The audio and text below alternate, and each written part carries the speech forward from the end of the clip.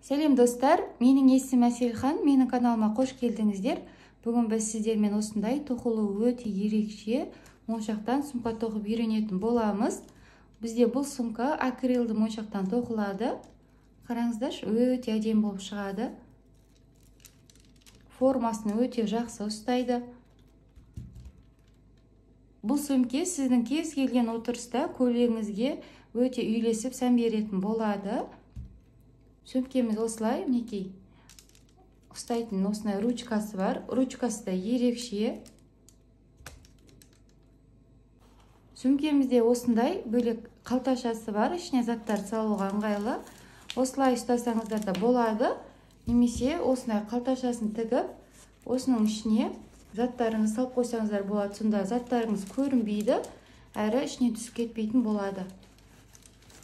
Осылай салып қойып, екі шетінен тартып, байлап қоясыздар. Неке осылай байланады. Достар, бүгін осындай сіздермен ерекше сумка тоқып үйренетін боламыз. Видеоны қарамастан бұрын менің каналыма тіркеліп, лайк басып, қоңырау шоуын басуды ұмытпаймыз. Алдағы уақытта сіздермен пайдалы видеолар бөлісіп отыратын боламын. Бізге дөңгелек пішінді сумка тоқу үшін осындай леска қажет. Менде лескамның номері 7, қайшы және де моншақ қажет. Бізде моншақ осындай, мінекей, 4 бұрышты кубик тәрізді болу керек. Ең алдымен лескамызды кесіп алатын боламыз. Мен қазір кішкентай көлемде кесіп көрсетемін. Сіздер бірден тоққан кезде үлкен көлемде кесіп алсаңыздар болады. Ең алдымен лескамызға 6 моншақ кіргізіп аламыз. 2,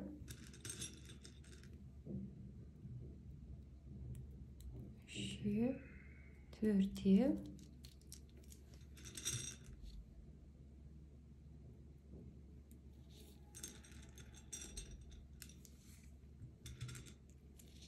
6-шысын кіргізіп жатырмын. Дәл осы 6-шы моншақтан 2-ші лескамызды кіргізіп аламыз.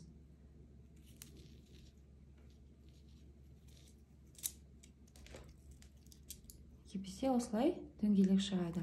Енді некені оң жақтағы лескама 5 моншақ кіргізіп алам. 1,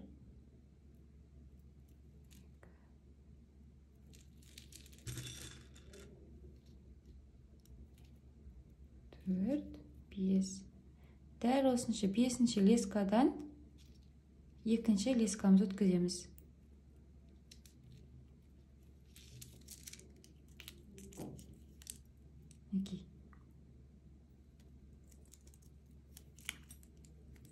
Қысып тоқимыз. Сол жақтағы лескамызды алдын тоқылған, бірінші тоқылған моншақтың мұны қасына тұр, өзі дәл соның қасынан өткізіп аламыз.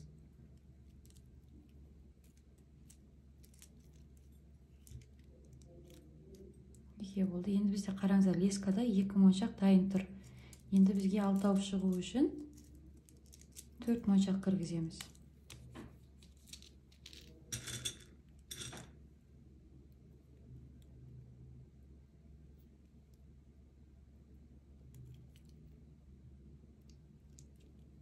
Дәл осы 4-шісінен 2-ші лескамызды өткізіп аламыз.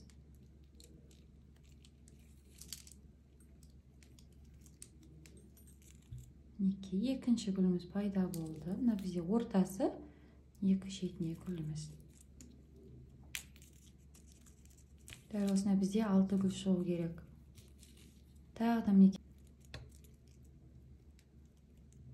неке лескамды қасындағы моншақтан өткізіп алдым. 4 моншағымызды алып өткіземіз.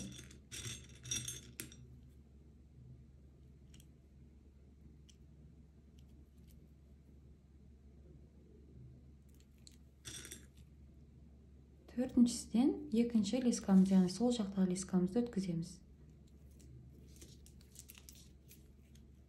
Неке менде 3 гүл пайда болды.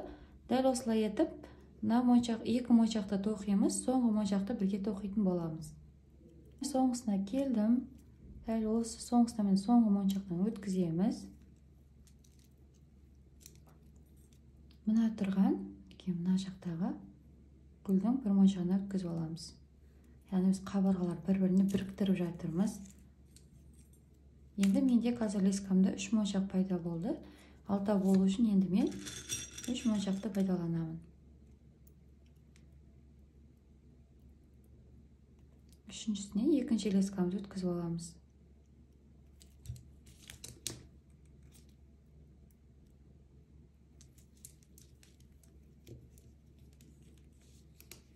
Мінекей, бізде осындай гүл пайда болды.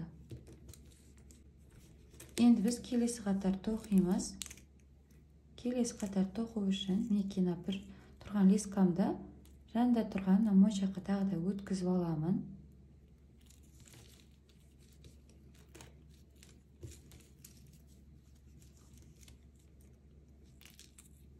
Төрт моншақ аламыз.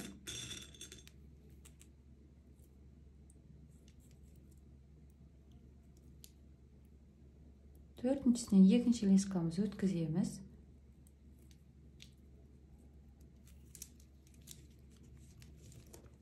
Мінекей, тағы да бізде алтау болды.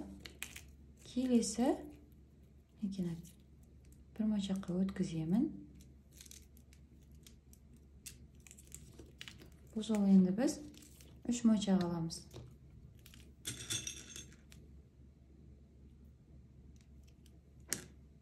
Үшіншісінен екінші лескамызды өткіземіз.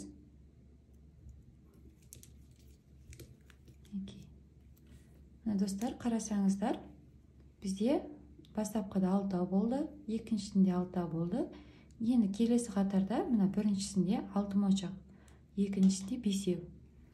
Мен келесін қазір тағы да 6 моншақ болу керек бізде. Одан кейін мына төмпешік болып тұрған жерлерде, мына әр бұрыштарда осы жерлерде біз 5 моншақ қана пайдаланамыз. Бізде мына гүлімізде 5 қана моншақ болу қажет. Дәл осы қайталанып отырады. Қазір 5 тоқылды менде, енді алтыншысын тоқимын. Ол үшін қасына моншақтан тағы да мынау екінші гүлдің қабырғасына тағы бір моншақтан өткізіп аламыз. Енді менде мына лескамда 3 моншақ бар. Алтау болу үшін мен 3 моншақты пайдаланамын.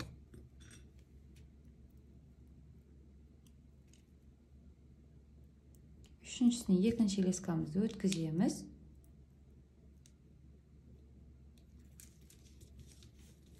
Кейін міне алтау болды. Енді менде 5 болу керек. 5-де біз тек қана бір ғана моншақтан өткіземіз. Яғни міне бұрышта тұрған моншақтан ғана өткіземіз. 3 моншағымды аламын.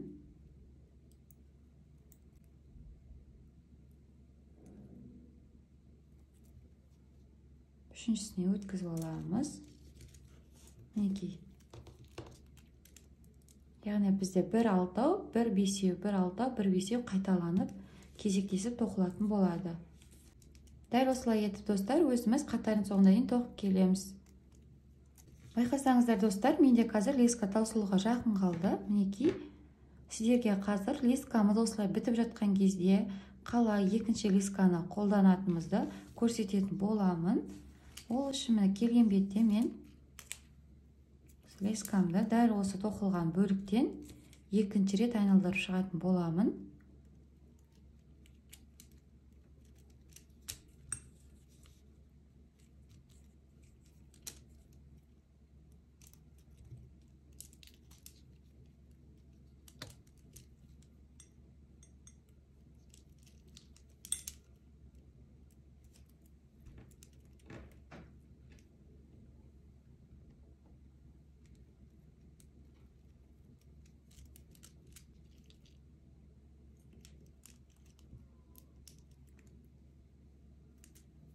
Достар, мен лескамды алдыңғы тоққан жерден өткізіп қысып алдым. Яғни мына гүлден біз екінші рет лескамызды айналдырып шықтық. Енді қалған бөліктерін осы алдында тоқылған жерлерге жасырып, қалған бөлігін қайшымен қырқып аламыз. Оң жақтағы лескамды оң жаққа қарай жүргізіп отырамын. Алдында тоқылған бөліктерге қарай.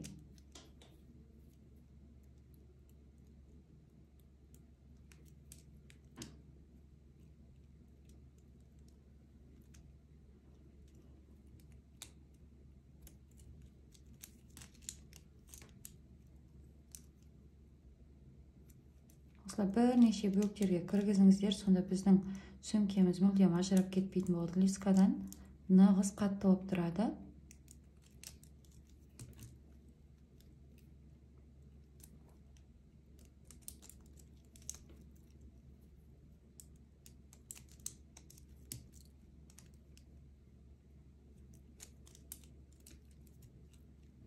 Бірінші бөлігін жасырып алдым. Енді екінші бөлігін дәл осылай жасырамыз.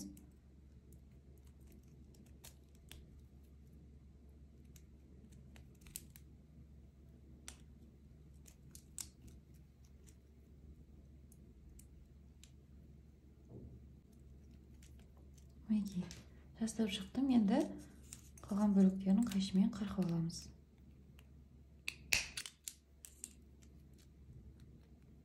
Қайшы осындай ұшы үшкір болған өте ыңғайлы. Осында ана ұшына кіргізіп қырқаған кезде лескамыздың қай жерден қырқылғандығы көрінбейтін болады. Енді достар, дәл келген жерден біз жаңа лескамызды қосып, жалғастырып тоқи беретін боламыз. Екінші лескамды алып қырқып аламын.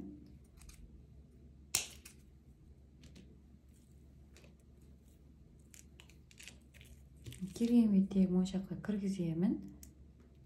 Менде қазір 5-ден кейін 6 тоқылатын жерге келдім.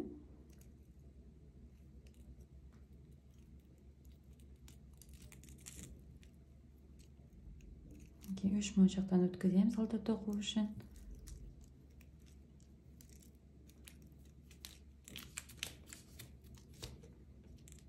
Енді 3 моншағымды алып, дәл осылай жалғастырып тоқып кете беретін боламыз.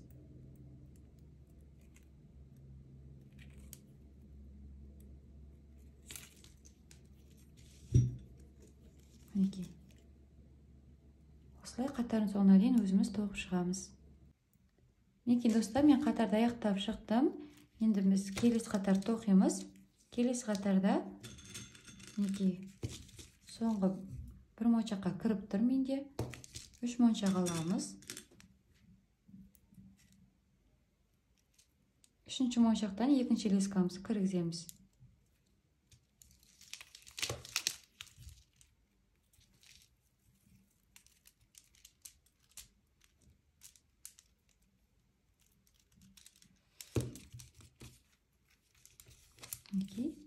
Бізде осылай 4 бұрыш шығады. Яғни бізде бұл қатардың барлығы осылай 4 бұрыш топ тоқылатын болады. Сол жақтағы лескамды алып, қасына тұрған моншақтан өткізіп аламыз.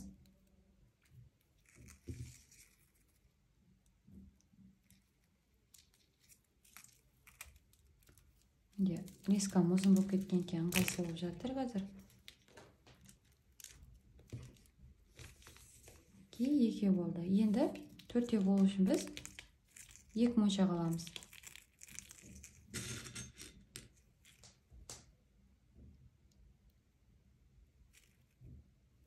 Екінші моншақтан екінші лескамызды өткізіп аламыз.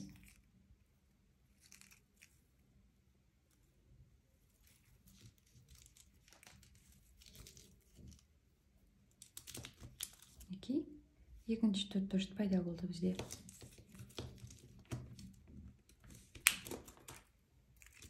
Тағы біреу көрсетейін сіздерге. Келесі моншақтың қасындағысын өткізіп аламыз. Бізде лескада 2 моншақ пайда болды. 4-те болу үшін біз енді 2 моншақтан ғана пайдаланып тоқып шығатын боламыз. Екеу пайда болды. Енді 2 моншақты аламыз. Екіншісінен екінші лескамды өткізіп аламын.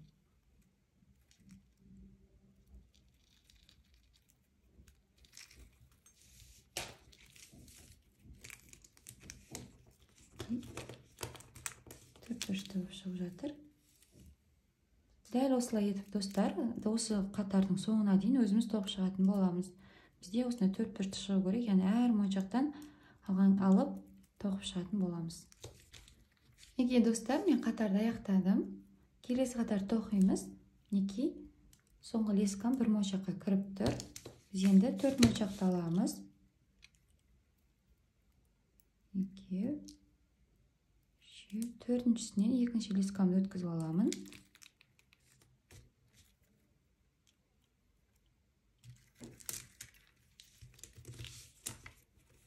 Бізде 5 моншақ пайда болды, иә.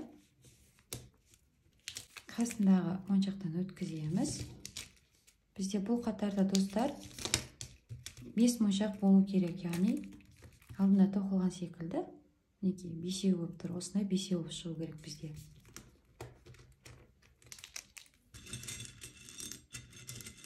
Екі моншақ тұр, мінекей 3 моншақ алдым. Үшіншісінен екінші лескамды өткіземін.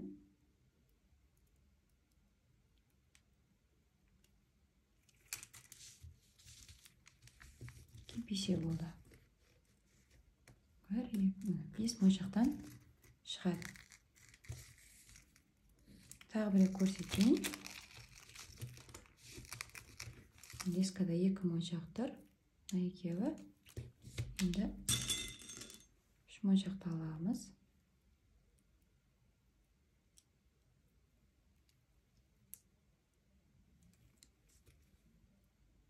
Үшіншісінен өткіземін.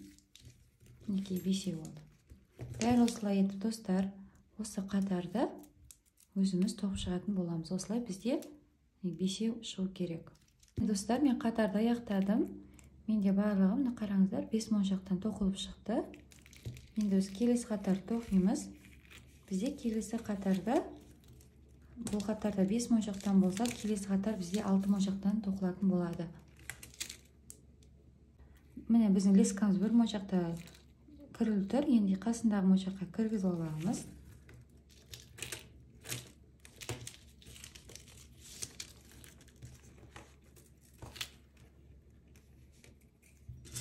Төрт моншақ аламыз біз.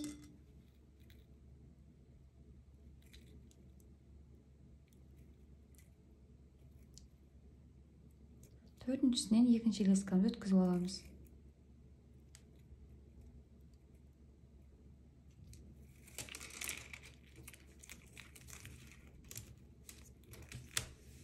Мінекей 6 болды.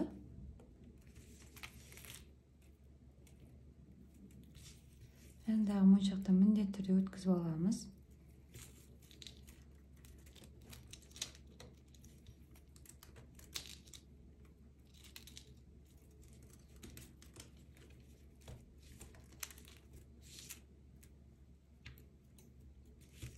Жанында міндетті түрде міне 2 моншақтан өткіземіз достар. Біреу емес, бұл жолы 2-ден өткіземіз. Бізде сонда мінекей леска 3 моншаққа кірулі тұр. Енді біз 6 болу үшін 3 моншақты пайдаланамыз. Үшіншісінен екінші лескамызды өткіземіз.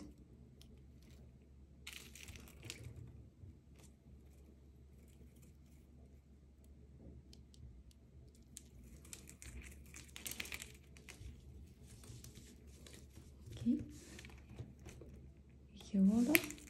Тағы бір рет көрсетейін сіздерге. Қасында тұрған мінекей 2 моншақтан өткізіп аламыз лескамызды.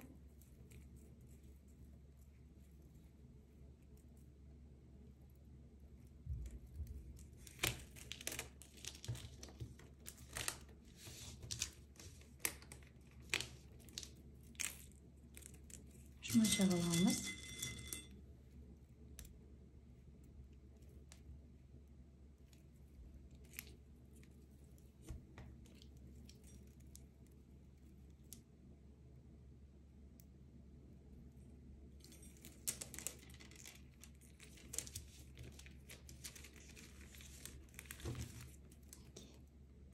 Дәл осылай етіп достар, өзіміз қатардың соңына дейін тоқып шығып келетін боламыз.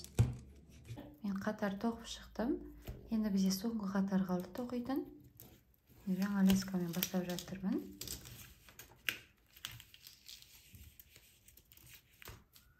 Бір моншақты өткізіп аламыз. Мен бір ғана моншаққа 3 моншақ аламыз.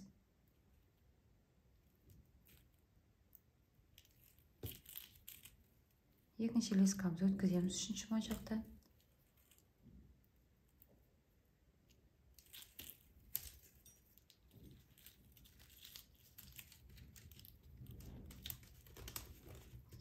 төртеу. Бізде соңғы қатар дәл осылай төртеу болып тоқылып шығады.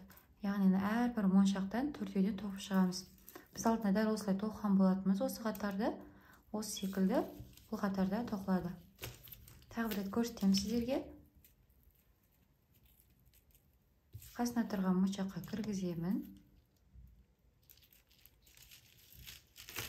Лискада 2 моншақ пайда болды. Енді біз 2 моншақ аламыз.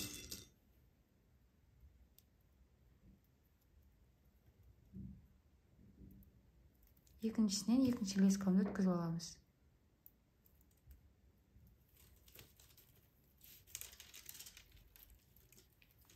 Мінекей.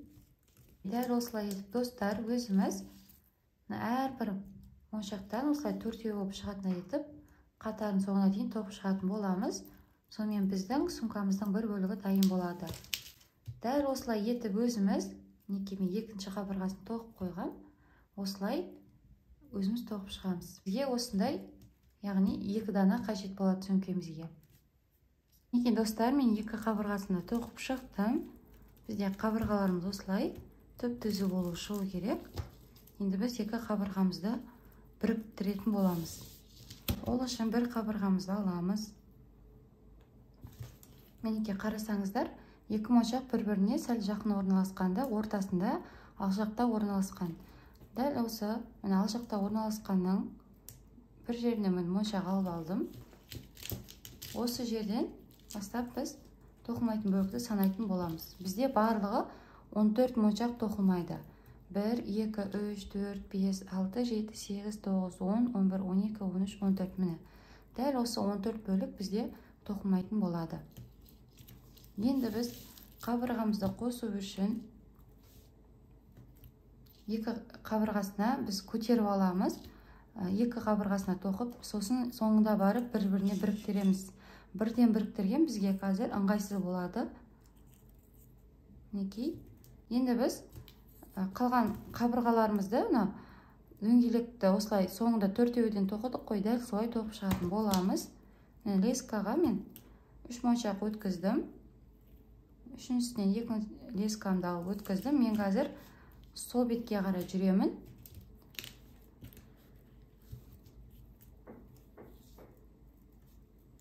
Қасындағы қабырғаға кіргіземіз.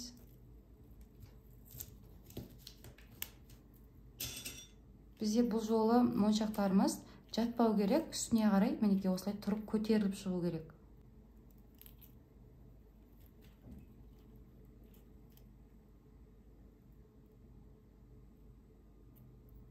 Екі моншақ аламыз.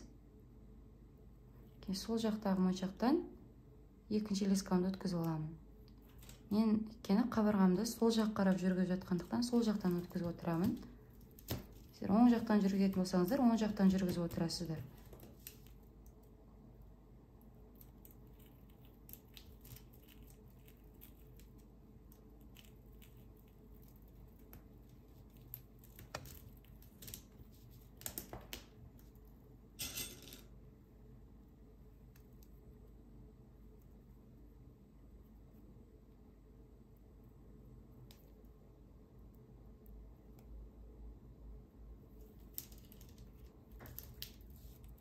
Мінекей достар, дәл осылай етіп өзіміз ортада, яғни 14 моншақ тоқылмайды, осы бөлікке дейін осылай тоқып шығатын боламыз.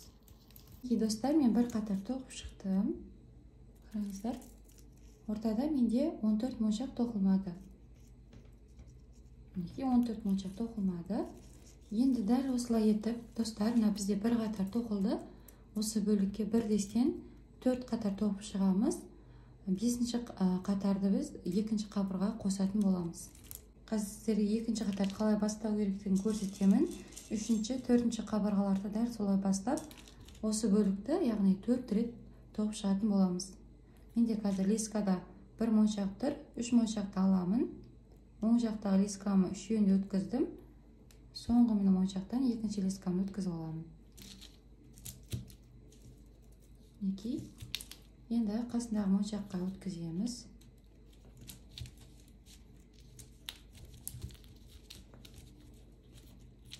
барынша қысып, нығыз етіп тоқи беріңіздер.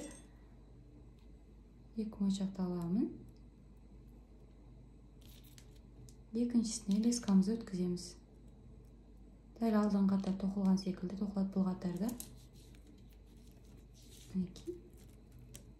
2 болды. Дәл осылай етіп достар, өзіміз барлығы 4 қатар тоқып шығатын боламыз. Бірінші қатар, екінші қатар, 3, 4 қатар тоқылады. 4 қатардан кейін бірге екінші қабырғаны қосатын боламыз. Мен барлығы 4 қатар тоқып шықтым. 1, 2, 3, 4 қатар болды. Енді біз 5-ші қатарды екінші бетін жабу арқылы тоқып қосатын боламыз. Ол үшін лескама, 2 лескама бір моншақтан өткізіп аламын.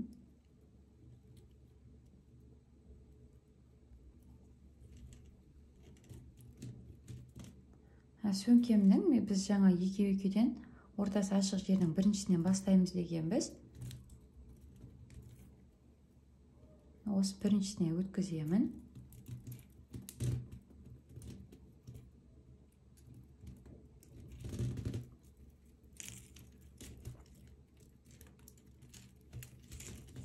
Өткіздік.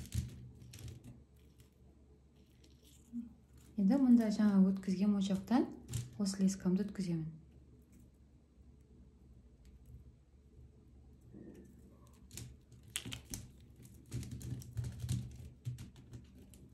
Кеменде бір қабырғасы бірікті.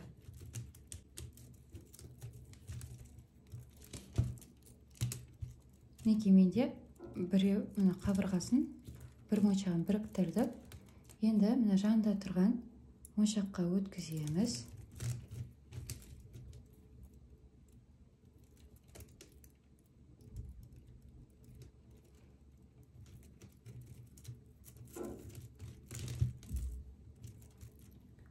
Мынау лескамызды да дәл өзінің жанында тұрған моншаққа өткіземіз. Енді тек бір ғана моншақпен жұмыс жасаймыз.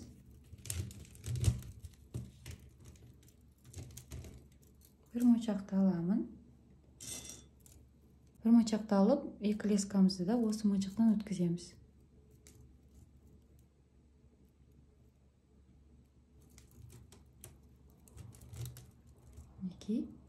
Бірікті. Тағы да бір рет көрсетейін.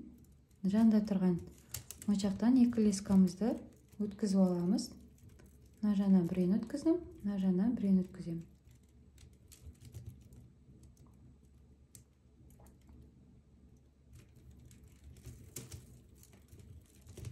Тартамыз барынша қатты. Енді біріктіру үшін бір моншақтан 2 лескамызды өткізіп аламыз.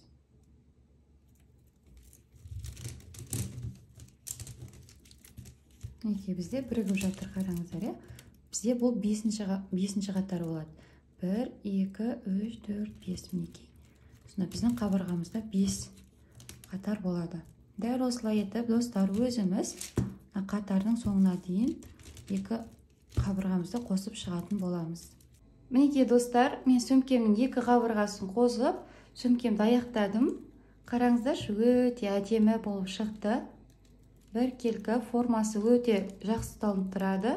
Және де достар, сіздер сөмкелеріңізге осындай ручка қондырсаңыздар да болады, немесе осы 2 шетінен кольцо кіргізіп, иық қасылға теп қолдансаңыздар болады. Мен ручканы қондыру кезде мен лескамен бірнеше жерге тоқып алып, арасына нығыздап алдым. Және де 2 шетінен алып, лескамен бірнеше рет айналдырып, ручкамды түсіп кетпейтін етіп, нығыз етіп орналастырдым. Және де достар, сіздер өздеріңіздің қалауларыңыз бойынша осындай ішіне қалташа тігіп алсаңыздар болады, немесе өзінде осылай ұстасаңыздар болады. Мен осылай қалташа тіктім. Сонда біздің затымыздың ішіне қандай зат салғаны көрінбейді, әрі түсіп кетпеуіне сенімді боламыз. Негізі бұдан заттар түспейді, майда заттарыңыз болса, солар түсіп кету мүмкін. Сондықтан осындай қалташасын тігіп алдым мен. Ішіне қалташасын салып қоямыз. Ішіне заттарын салып, 2 шетіне бауынан тартып, байлап қоясыздар. Сөмкеміз осылай әдемі болып шықты. Достар, егер сіздерге менің видео ұнаса, лайк басып, менің каналыма тіркеліп, қоңыраушаны басуды ұмытпаңыздар. Алдағы уақытта сіздермен пайдалы видеолар бөлісіп отырамын.